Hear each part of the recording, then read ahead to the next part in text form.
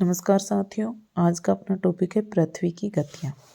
पृथ्वी सौरमंडल का एक ग्रह है। पृथ्वी सौरमंडल का एक ग्रह है। सौरमंडल का एक ग्रह है जिसकी दो गतियाँ होती हैं। जिसकी दो गतियाँ होती है। पृथ्वी की दो गतियाँ होती हैं। पृथ्वी अपने अक्ष पर घूमती है, उसे कहते हैं घूर्णन गति। घूर्णन गति। और पृथ्वी का अपने कक्ष में घूमना यानी कि सूर्य के चारों तरफ चक्कर लगा के घूमना परिक्रमण कहलाता है। परिक्रमण गति। घूर्णन गति को दैनिक गति भी कहते हैं। दैनिक गति। दैनिक गति के साथ साथ इसे परिघूर्णन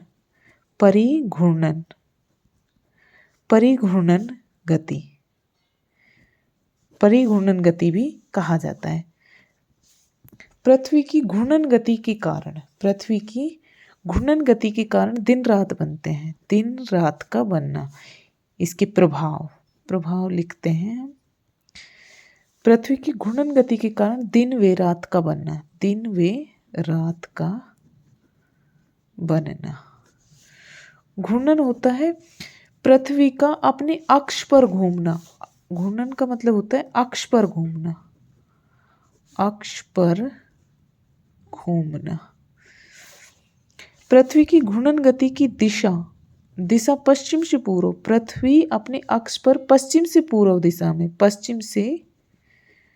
पूर्व दिशा में रोटेट करती है, घूमती है। पृथ्वी की घूर्णन गति के कारण दिन व रात बनते हैं। दिन व रात का बनना। घूर्णन गति के कारण ही ज्वार भाटा की उत्पत्ति होती है। ज्वार व भाटा की उत्पत्ति। पृथ्वी की घूर्णन गति के कारण ज्वार व भाटा की उत्पत्ति होती है। महासागरीय धाराओं की उत्पत्ति भी, महासागरीय जो धाराएं होती है, महासागरीय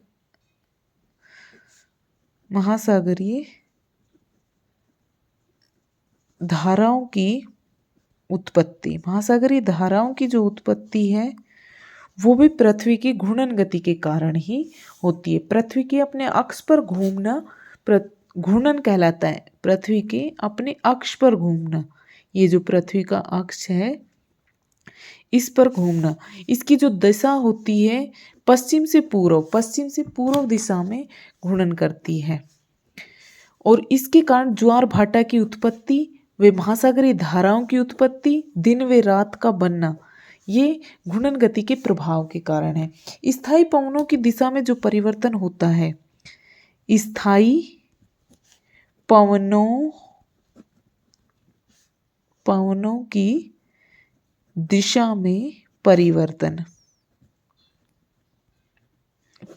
स्थायी पवनों की जो दिशा में परिवर्तन होता है वो भी पृथ्वी की घूर्णन गति के कारण ही होता है। जो उत्तरी गोलार्ध में दाईं ओर, उत्तरी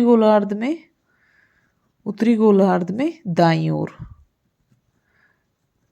ओर, दक्षिणी गोलार्ध में बाईं ओर होता है। बाईं ओर। स्थायी पवनों की दिशा में जो परिवर्तन होता है वो पृथ्वी की घूर्णन गति के कारण, दैनिक गति के कारण ही होता है। इसके साथ साथ ज्वार भाटा की उत्पत्ति, महासागरीय धाराओं की उत्पत्ति, ये भी पृथ्वी के घूर्णन गति के प्रभाव है। चक्रवात व प्रतिचक्रवात की उत्पत्ति। चक्रवात व प्रतिचक्रवात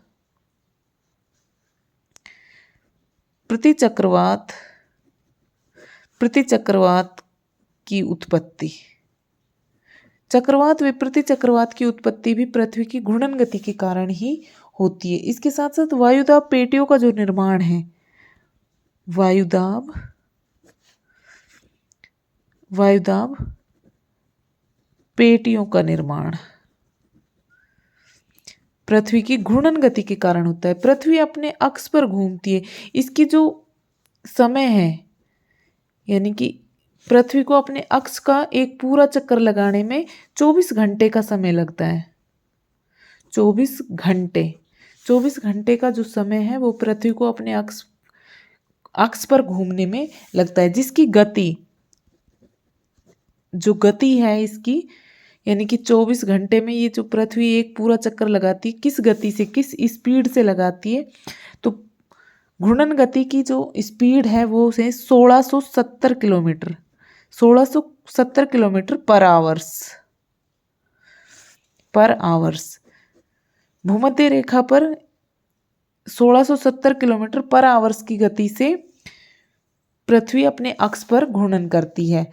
औसत रूप से 1662 किलोमीटर भी होता है, जो ध्रुवों पर शून्य होता है। ध्रुवों पर, चूंकि ध्रुव एक बिंदु के रूप में होते हैं, इस कारण ध्रुवों पर 0 किलोमीटर प्रति आवर्स की गति से पृथ्वी घूर्णन करती है। परिक्रमण गति, पृथ्वी की परिक्रमण गति। पृथ्वी के अपने पथ या रास्ते, सूर्य के चारों ओर जिस पथ या रास्ते पर पृथ्वी घूमती है उसको परिक्रमण गति कहा जाता है। सूर्य के चारों तरफ घूमना, सूर्य के चारों ओर कक्ष में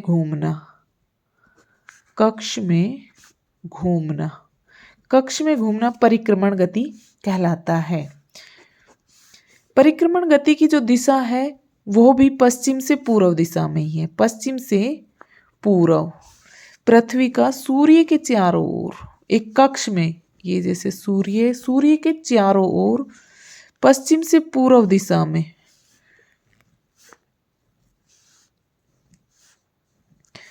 पश्चिम से पूर्व दिशा में घूमना परिक्रमण गति कहलाता है। परिक्रमण गति सूर्य के चारों ओर पृथ्वी का जो चक्कर है उसमें समय लगता है 365 सही 1/2 दिन, यानी कि 365 दिन 5 घंटे और 48 मिनट का समय इसका आता है। इसकी जो गति है, परिक्रमण की गति स्पीड 1,07,000 किलोमीटर प्रति आवर्स पृथ्वी की परिक्रमण गति की स्पीड है। पृथ्वी की परिक्रमण गति के कारण ऋतुएं बनती हैं। ऋतुओं का बनना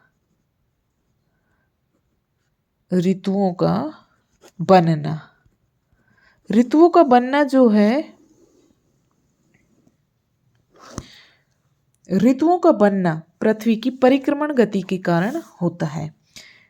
ऋतु के साथ साथ दिन व रात का छोटा व बड़ा होना। दिन रात का बनना पृथ्वी की घूर्णन गति के कारण था, लेकिन दिन रात का छोटा व बड़ा होना, दिन रात का छोटा व बड़ा होना, यानी कई बार दिन छोटे होते हैं, गर्मियों में दिन बड़े होते हैं, रात छोटी होती है, इस प्रकार से, यानी कि दिन रात का छोटा व बड़ा होना ये पृथ्वी की परिक्रमण गति के कारण होता है। परिक्रमण गति के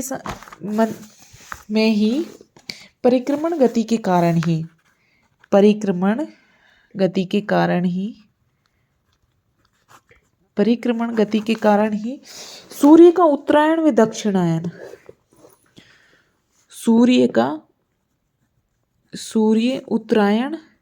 उत्तरायण व दक्षिणायन होता है। पृथ्वी की परिक्रमण गति के कारण ही सूर्य का उत्तरायण व दक्षिणायन होता है। विश्व व अयनांत का बनना, परिक्रमण गति के कारण ही विश्व व अयनांत बनते हैं। अयनांत का बनना। विश्व व अयनांत का बनना भी पृथ्वी की परिक्रमण गति के कारण ही होता है। ऋतु परिवर्तन, ऋतु परिवर्तन, ऋतु परिवर्तन, ऋतु परिवर्तन भी पृथ्वी की परिक्रमण गति के कारण। इसके साथ साथ लीप वर्ष का लीप वर्ष का होना यानी कि कई बार पूरे वर्ष में 360 दिन होते हैं, 365 दिन, 365 दिन, वे कई बार 366 दिन होते हैं।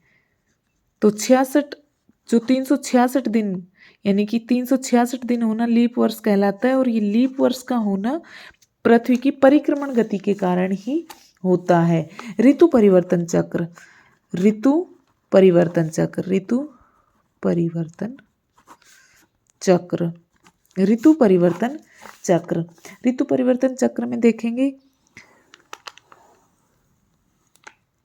ये सूर्य है,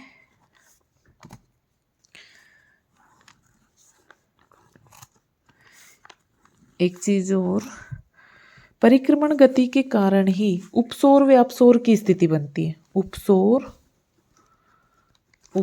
व अपसौर की स्थिति पृथ्वी की परिक्रमण गति के कारण ही उपसौर व अपसौर की गति बनती है। उपसौर का मतलब होता है सूर्य के सर्वाधिक नजदीक, पृथ्वी की सूर्य के सर्वाधिक नजदीक की स्थिति, जो 3 जनवरी को होती है, 3 जनवरी। और अपसौर पृथ्वी की सूर्य से सर्वाधिक दूरी, जो 4 जुलाई को होती है, मुख्यतः 4 जुलाई को होती है। अपसौर व उपसौर की स्थिति पृथ्वी की परिक्रमण गति के कारण होती है। अब पृथ्वी की ऋतु परिवर्तन चक्र में 4 मुख्य तिथि आती है, 4 मुख्य तिथि आती है।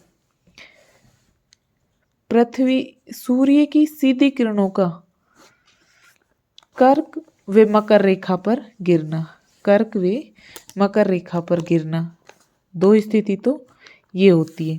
इधर कर्क रेखा जो 23.5 डिग्री नॉर्थ है, उस पर इस पर 21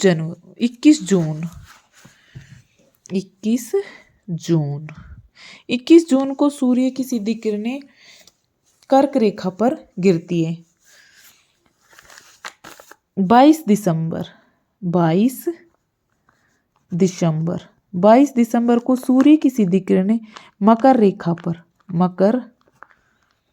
23.5 डिग्री साउथ, सूर्य की सीधी किरणें कर्क रेखा पर 21 जून को गिरती है, जबकि मकर रेखा पर 22 दिसंबर को गिरती है। जिस समय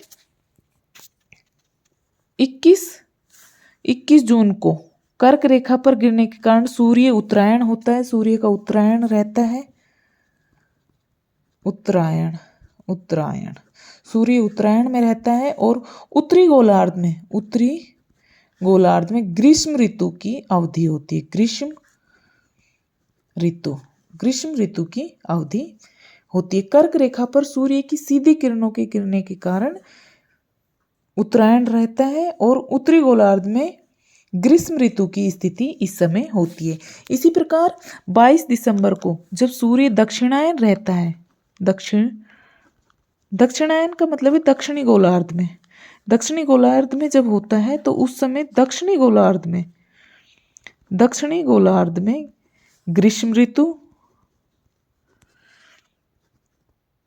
ग्रीष्म ऋतु व उत्तरी गोलार्ध में शीत ऋतु की स्थिति होती है। उत्तरी गोलार्ध में शीत ऋतु, इनको 22 दिसंबर को अयनांत कहा जाता है। 22 दिसंबर और 21 जून को अयनांत। 22 दिसंबर को शीत अयनांत कहते हैं, शीत अयनांत।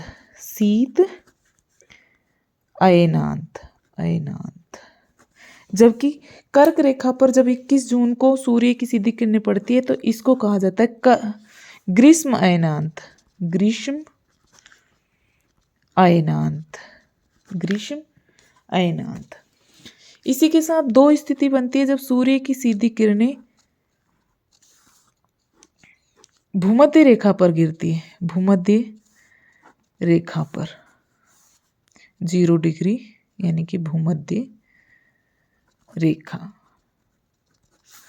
यहाँ पे भी ये भूमध्य रेखा, भूमध्य रेखा।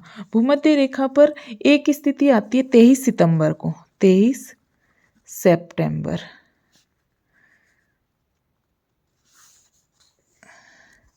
और दूसरी स्थिति आती है 21 मार्च, 21 मार्च, 21 मार्च। सूर्य की सीधी किरणें दो बार विषुवत रेखा पर गिरती है, एक 23 सितंबर को, 23 सितंबर, और दूसरा 21 मार्च। इनको विषु कहा जाता है, विषु, विषु, विषु, विषु, विषु। विषु में भी जो 23 सितंबर को जो होता है तो उस समय शरद ऋतु होती है, तो उस समय शरद ऋतु की स्थिति होती है। और जब सूर्य की सीधी किरणें भूमध्य रेखा पर गिरती है उस समय सर्वत्र यानी कि सभी जगह दिन और रात की बराबर होते, दिन और रात का जो समय होता है वो बराबर होता है। इस समय यहाँ पे शरद ऋतु होती है तो ये शरद विषु, शरद विषु। जबकि 21 मार्च को बसंत विषु, बसंत विषु।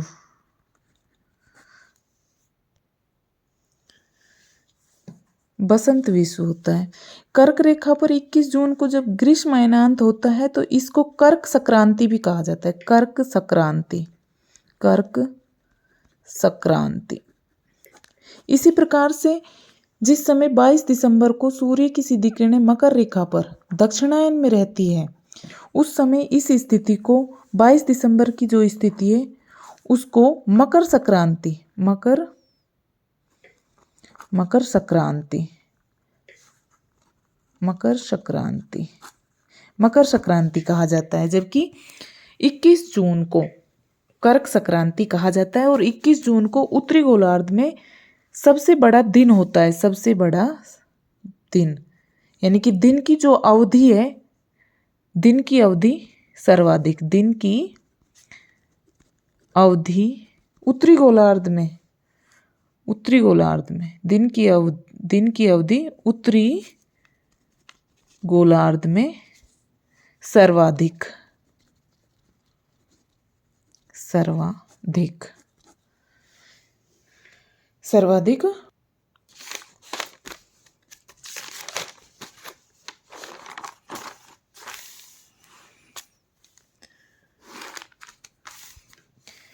अब सूर्य के सापेक्ष उपसौर व अपसौर की स्थिति को देखते हैं। सूर्य, ये सूर्य और ये अंडाकार पथ है, पृथ्वी सूर्य के अंडाकार पथ में चक्कर लगाती है।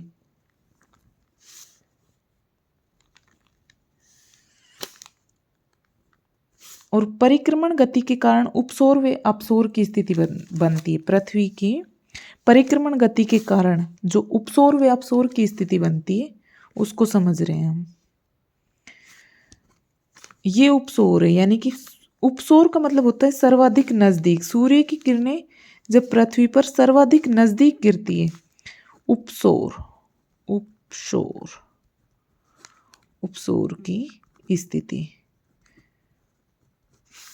उपसौर की स्थिति। सूर्य की जो किरणें पृथ्वी पर जब न्यूनतम दूरी होती है, जब पृथ्वी सूर्य के चारों ओर परिक्रमण गति करती है तो पृथ्वी का परिक्रमण पथ वृत्ताकार होता है और इस वृत्ताकार पथ होने के कारण पृथ्वी सूर्य का निकटतम होना, निकटतम होना, पृथ्वी का सूर्य के निकटतम होना उपसौर की स्थिति कहलाती है, जो 3 जनवरी को बनती है। 3 जनवरी को उपसौर की स्थिति बनती है। सूर्य, पृथ्वी व सूर्य का निकटतम होना, उपसौर की स्थिति। और जो इसकी जो दूरी है वो 14.75 करोड़ किलोमीटर होती है। इस समय जब सर्वाधिक नज़दीक होती है तो सूर्य व पृथ्वी के मध्य की जो दूरी है 14.75 करोड़ किलोमीटर होती है। इसी के साथ इसे उपसौर की स्थिति को पेरिजियन कहते हैं, पेरिजियन। जबकि जब अपसौर की स्थिति, जब पृथ्वी व सूर्य की एक दूसरे से अधिकतम दूरी पर होते हैं, अपसौर की स्थिति है। ये जो स्थिति है वो अपसौर की, सूर्य से सर्वाधिक दूरी पर होना यानी कि अधिकतम दूरी पर होना अपसौर कहलाता है। और जो अपसौर की जो घटना है ये 4 जुलाई को होती है, 4 जुलाई को। इस समय जो सूर्य व पृथ्वी के मध्य की जो दूरी है 15.24 करोड़ किलोमीटर होती है। करोड़ किलोमीटर यानी कि जब पृथ्वी सर्वाधिक नज़दीक होती है उस समय 14.75 करोड़ किलोमीटर की दूरी पर पृथ्वी सूर्य से होती है। और ये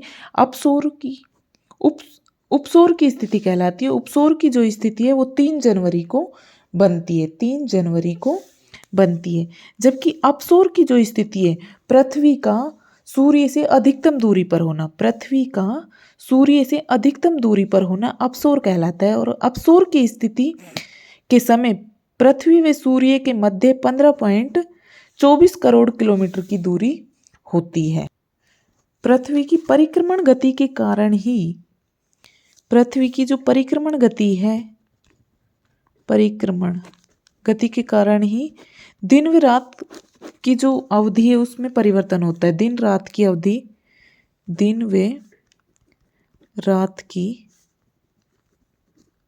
अवधि यानी कि छोटा व बड़ा होना, दिन व रात का छोटा व बड़ा होना, दिन रात का छोटा व बड़ा होना, पृथ्वी की परिक्रमण गति के कारण ही होता है। जब सूर्य कर्क रेखा पर लंबवत होता है तो उत्तरी गोलार्ध में सबसे बड़ा दिन होता है। कर्क रेखा पर लंबवत होने पर सूर्य की जो किरणें हैं कर्क रेखा पर लंबवत होती है उस समय उत्तरी गोलार्ध में बड़ा दिन होता है। बड़ा दिन की जो अवधि है उत्तरी गोलार्ध में बड़ी होती है, जबकि दक्षिणी गोलार्ध में सर्वाधिक छोटी रात होती है। दक्षिणी गोलार्ध में रात छोटी होती है। इसी प्रकार से जब मकर रेखा पर सूर्य लंबवत होता है, मकर रेखा पर, उस समय उत्तरी गोलार्ध में लंबी रात होती है, लंबी रात। जबकि दक्षिणी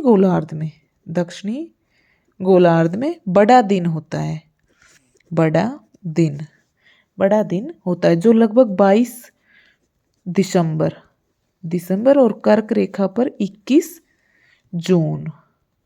इसी के साथ जब सूर्य की किरणें विषुवत रेखा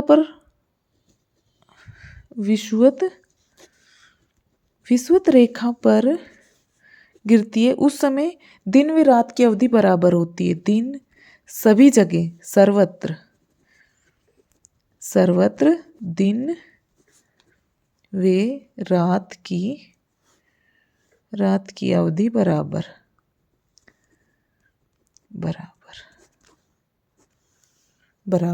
होती है। धन्यवाद।